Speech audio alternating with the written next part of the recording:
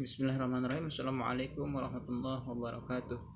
Alhamdulillahirabbil alamin. Assalatu wassalamu ala asyrafil anbiya'i wal mursalin wa ala alihi washabbihi ajmain. Amma ba'd. Syukur selalu kita panjatkan kehadirat Allah Subhanahu wa taala atas limpahan rahmat taufik hidayah dan begitu banyak kenikmatan yang diberikannya kepada kita sehingga pada saat ini, pada detik ini kita masih diberikannya kesempatan untuk melaksanakan aktivitas kita dalam sehari-hari. Itu yang patut kita syukuri, alhamdulillah. Kedua kalinya salawat dan salam semoga tetap tercurah kepada Nabi baginda alam, Nabi yang menuntun kita dari zaman ke zaman hingga zaman yang sekarang ini, tak lain dan tak bukan yakni Nabi Muhammad sallallahu alaihi wasallam. Mari kita bersalawat kepadanya, yaitu Nabi Muhammad sallallahu alaihi wasallam. Allahumma shalli wa sallim wa barik alaihi. Baik, selanjutnya yang kami hormati dosen pengampu kita yaitu Bapak Ahmad Kawakib MSI selaku dosen pengampu mata kuliah Fikih Mawaris 2, dan juga yang kami banggakan kawan seperjuangan kami, yakni kawan-kawan kelas 4A yang kami banggakan. Semoga kita selalu berada dalam lindungan Allah Subhanahu wa taala, dan juga masih dalam suasana lebaran. Minal aidin wal faizin, mohon maaf lahir dan batin. Semoga kita digugurkan dosa-dosanya dengan melalui saling memaafkan ini. Mari kita sama-sama saling memaafkan. Baik, langsung saja di sini kami selaku kelompok yang beranggotakan saya sendiri, Wiki, dan juga rekan-rekan saya atas nama Devi Sutrisna Putri dan juga Rizky Nazira Suhad akan membahas tentang pengertian, maksud saya menjelaskan dan menghitung kewarisan at-takharuj. Di sini saya selaku moderator sekaligus pemateri yang pertama. Di sini saya akan menjelaskan yang pertama mengenai pembahasan pengertian at-takharuj. At-takharuj adalah salah satu permasalahan dalam ilmu waris yang erat hubungannya dengan cara penyelesaian pembagian harta warisan. Permasalahan ini sudah terjadi sejak masa sahabat Nabi Muhammad SAW. Nah, pada masa itu para fuqaha menjelaskan at-takharuj ini melalui ijtihad.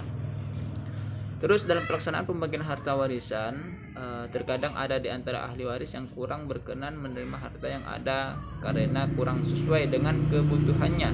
Jika hal ini terjadi, maka harus ada penyesuaian, yaitu melalui sistem at-takharuj yang kita pelajari pada saat ini. Dan juga di sini pada hakikatnya takharuj termasuk ke dalam salah satu bentuk penyesuaian dalam pelaksanaan hukum kewarisan Islam. Takharuj adalah mekanisme pembagian harta warisan yang menempuh dalam jalan perdamaian, yaitu perdamaian di antara seluruh ahli waris dengan mengadakan merupakan kesepakatan terhadap bagian yang akan diterima. Takharuj ini berasal dari kata kharaja yakhruju kharujan, yang mana artinya keluar, dengan timbangan taf'ul, yaitu takhraja takharuju takhrujan, dengan makna saling keluar. Artinya ahli waris keluar dari kedudukannya sebagai ahli waris. Takharuj ini dapat didefinisikan sebagai persetujuan seorang ahli waris untuk keluar dari pembagian harta warisan sehingga ia tidak mengambil sedikit pun harta warisan untuk yang lain. Selanjutnya ada bentuk-bentuk at-takharuj. Takharuj merupakan perjanjian antara pihak ahli waris yang menyatakan diri keluar mendapat imbalan atau pembayaran dari ahli waris lain. Di sini ada bentuknya, beragam bentuknya. Yang pertama ada perjanjian dua pihak, yang mana pembagian perjanjian dua pihak ini yaitu pembagian harta warisan dalam bentuk dua pihak. Pihak pertama adalah pihak ahli waris yang menyatakan diri keluar dari pihak untuk menerima warisan dan menyerahkan bagian warisannya kepada pihak kedua atau ahli waris lain. Selanjutnya pihak kedua atau ahli waris lain menyerahkan sesuatu sebagai tebusan atas harta warisan yang telah diserahkan kepada ahli waris pihak pertama. Itu yang dinamakan perjanjian dua pihak. Terus ada juga perjanjian jual beli. Takharuj dalam bentuk ini adalah seakan-akan seakan-akan terjadi transaksi jual beli, yang mana pihak ahli waris pertama yang telah menyerahkan bagian harta warisnya kepada pihak ahli waris kedua menerima pembelian atau harta yang diberikan oleh pihak ahli waris yang kedua.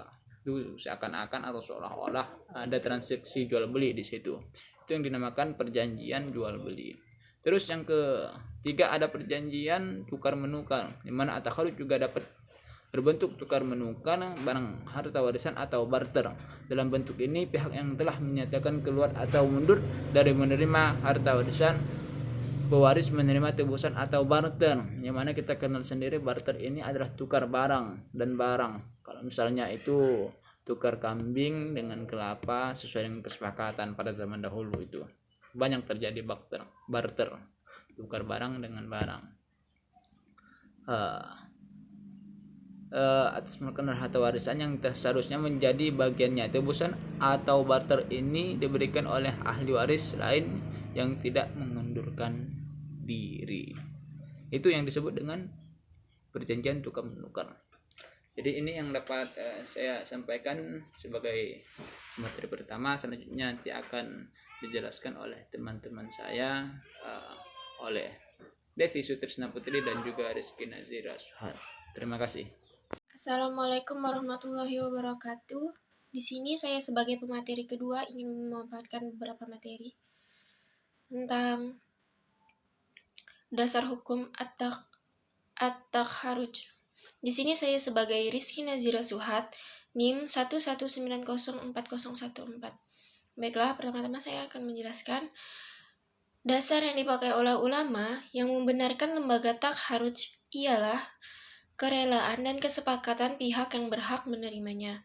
Para ahli waris adalah orang yang berhak menerima harta tersebut, hingga dapat pula bertindak atas haknya itu sesuai dengan kemauan dan kerelaannya. Di samping itu, ulama tersebut juga mendasarkan kepada ashor sahabi dari Abu Yusuf dari Amru ibnu Dinar yang berasal dari Ibnu Abbas bahwa salah seorang janda Abdurrahman ibnu Auf bernama Tumadir mengadakan persetujuan dengan 3 orang dari jandanya yang lain untuk keluar dari kelompok penerima warisan suaminya dengan imbalan yang diterimanya sebanyak 83 dirham. Ashor sahabi tersebut tidak cukup kuat untuk dijadikan dalil untuk menyimpang dari ketentuan umum yang berlaku. Tetapi ternyata di kalangan ulama Hanafiyah yang biasa berpikir praktis menggunakannya atas dasar kerelaan dan penerimaan bersama dari pihak yang berhak. Dasar hukumnya merupakan hasil ijtihad atau ashor sahabat atas peristiwa yang terjadi pada masa pemerintahan Khalifah Utsman bin Affan. Ada beberapa redaksi ashor tersebut yang ditemui dan dalam beberapa kitab hadis. Di antaranya ada sebagai berikut.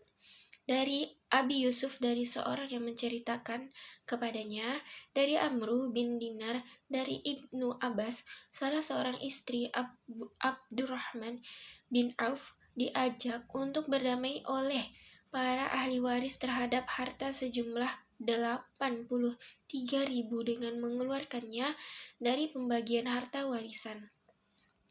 Redaksi lain ashor tersebut berbunyi, Abdurrahman bin Auf di saat sekaratnya mentalak istrinya yang bernama Tumadir binti al-Ishbak al-Kalbiyah.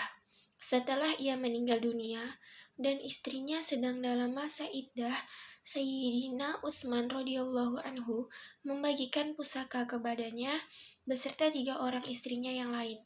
Kemudian mereka pada mengadakan perdamaian dengannya, yakni 1/32-nya dengan pembayaran 83.000. Dikatakan oleh suatu riwayat dinar dan dikatakan oleh riwayat yang lain dirham, bahwa Abdurrahman bin Auf mentalak istrinya Kalbiyah pada saat marad maut. Kemudian Utsman tetap memberikan hak waris kepada istrinya tersebut.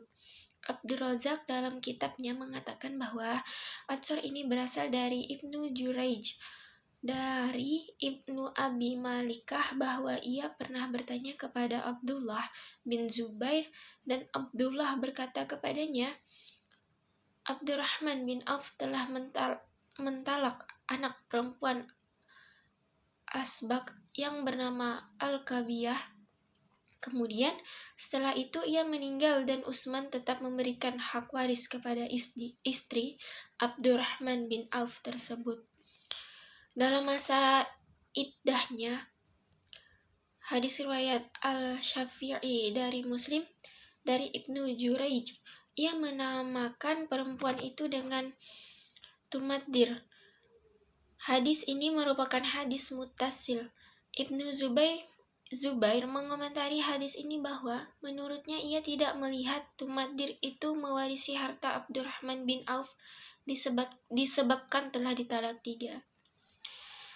Kompilasi Hukum Islam pada pasal 183 menyebutkan bahwa para ahli waris dapat bersepakat melakukan perdamaian dalam pembagian harta warisan setelah masing-masing menyadari bagiannya. Pasal tersebut menjadi acuan dalam pembagian warisan secara damai dengan mengedepankan kerelaan bersama. Walaupun pasal ini mengakibatkan pembagian waris yang berbeda dari petunjuk pembagian waris yang telah ditentukan dalam bab 3 kompilasi hukum Islam, namun hal ini tetap dibenarkan demi tercapainya kemaslahatan di antara para ahli waris. Dalam pelaksanaan, penyelesaian secara takharuj dapat berlaku dalam 3 bentuk. Yang pertama, kesepakatan 2 orang di antara ahli waris untuk keluarnya salah seorang dari pembagian waris dengan imbalan tertentu yang diberikan oleh pihak lain dari hartanya sendiri. Yang kedua, yaitu kesepakatan seluruh ahli waris atas keluarnya salah seorang di antara mereka dari kelompok penerimaan warisan dengan imbalan yang dipikul bersama dari harta mereka di luar hak yang mereka terima dari harta warisan. Selanjutnya yang ketiga yaitu kesepakatan semua ahli waris atas keluarnya salah seorang di antaranya dari kelompok penerimaan warisan dengan imbalan tertentu dari harta peninggalan itu sendiri. Bila diperhatikan, bentuk ketiga ini terlihat bahwa masalahnya berada dengan 2 bentuk sebelumnya, karena ahli waris menempuh cara pembagian yang menyimpang dari yang ditentukan dalam hukum kewarisan dan ada kemungkinan lebih atau kurang dari hak yang semestinya diterima. Walaupun pembagian warisan dalam bentuk takharuj dibenarkan dalam Islam, namun praktek pembagian harus tetap memenuhi syarat-syarat. Di antara syarat-syarat pentingnya adalah harus ada kecakapan hukum yang didasarkan atas kerelaan penuh dari pihak-pihak yang terlibat dari warisan. Hal ini menjadi keharusan karena dalam pembagian warisan dalam bentuk takharuj ada pihak-pihak yang akan menggugurkan atau mengorbankan haknya, baik keseluruhan maupun sebagian. Dalam menggugurkan hak milik, diperlukan kecakapan untuk bertindak secara hukum. Pembagian harta warisan dengan cara perjanjian takharuj telah diatur dalam kitab Undang-Undang Hukum Warisan Mesir pada pasal 48. Yang menjelaskan tentang definisinya, bentuknya, dan cara pembagian harta warisan kepada ahli waris apabila terdapat ahli waris yang mengadakan perjanjian takharuj. Dasar yang dipakai oleh ulama yang membenarkan lembaga takharuj ini adalah kerelaan dan kesepakatan pihak yang berhak menerimanya. Di samping itu, ulama juga mendasarkan kepada ashor sahabi meskipun termasuk tidak cukup kuat untuk dijadikan dalil. Baik, sekian dari saya. Selanjutnya akan dijelaskan oleh materi ketiga, yaitu Devi Sutrisna Putri. Assalamualaikum warahmatullahi wabarakatuh. Saya Devi Sutrisna Putri, NIM 119040017. Di sini saya sebagai pemateri ketiga melanjutkan dari pemaparan pemateri kedua, yang itu di sini saya membahas tentang pendapat ulama klasik dan kontemporer terhadap kasus taharuj. Penolakan jumhur ulama terhadap konsep taharuj dapat dilihat dari beberapa sisi. Pertama, jumhur ulama hanya menerima kaul Syahabi yang dikeluarkan secara kolektif sebagai dalil yang kuat. Kaul Syahabi yang dikeluarkan oleh satu orang sahabat saja rentan dengan kesalahan. Ini menunjukkan bahwa jumhur ulama sangat hati-hati dalam menerima sesuatu sebagai dalil karena berdampak pada produk hukum yang dihasilkannya. Pendapat Hanafiyah yang menyebutkan bahwa taharuj dibolehkan karena ia adalah sebagai bentuk jual beli harta, warisan, dan atau praktekannya memang terjadi semacam transaksi jual beli, yaitu ahli waris yang dikeluar menerima imbalan dari ahli waris yang lain sebagai ganti atas harta warisan yang menjadi haknya. Merupakan pandangan yang tidak rasional dan tidak tepat meninggal bahwa secara substansi taharuj tidak seperti akad jual beli pada umumnya. Hal pokok yang mendasari pendapat Hanafiyah ini adalah adanya imbalan yang diberikan kepada ahli waris yang keluar. Pemberian imbalan itulah yang mengisyaratkan telah menjadinya transaksi jual beli di antara kedua belah pihak, penjual dan di sisi lain ahli waris yang menerima adalah sebagai pihak pembeli. Sedangkan yang menjadi objek jual beli adalah bagian atau furud yang belum jelas. Dalam konteks jual beli secara umum, ada rukun-rukun yang harus dipenuhi agar jual belinya dianggap sah. Rukun-rukun tersebut adalah penjual, pembeli, barang yang diperjualbelikan dan ijab kabul. Hanafiyah dengan cermat menempatkan taharuj sebagai salah satu bentuk jual beli warisan, sehingga membuatnya tidak bertentangan dengan prinsip kewarisan Islam. Pada prinsipnya, taharuj merupakan salah satu cara pembagian harta warisan dengan menggunakan prinsip-prinsip musyawarah. Para ahli waris mempunyai peranan dan pengaruh dalam menentukan cara pembagian dan besarnya bagian dari hak yang akan diterima masing-masing ahli waris. Namun, pembagian tersebut membuat beberapa prinsip dalam hukum kewarisan Islam diabaikan. Inilah yang menjadi dasar bagi mayoritas ulama untuk menolak praktek taharuj yang dikembangkan oleh ulama Hanafiyah. Di antara prinsip dalam hukum kewarisan Islam dapat diabadikan itu adalah menyalahi prinsip ijabari dalam hukum kewarisan Islam apabila dilihat cara pembagian secara taharuj. Peralihan harta itu berlaku atas kehendak dari ahli waris yang dilakukan melalui kesempatan bersama atau musyawarah,